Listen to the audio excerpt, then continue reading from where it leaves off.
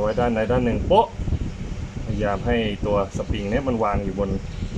เบ้านี้เพื่อที่เราจะเอาครีมอันนี้จับไปแล้วจะได้ไม่ดีดครีมง้างนี่เข้ามา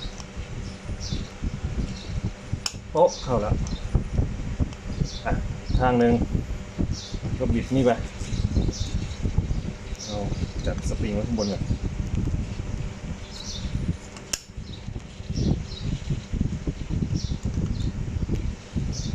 ใส่สปริงข้างบนปุ๊บ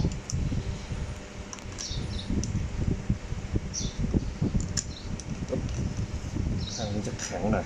เพราะว่ามันใส่ไปแล้วข้างหนึ่ง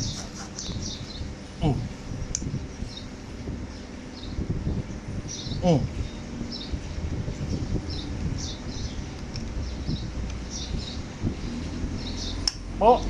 เข้าแล้วแล้วก็ขีดกดเข้าไป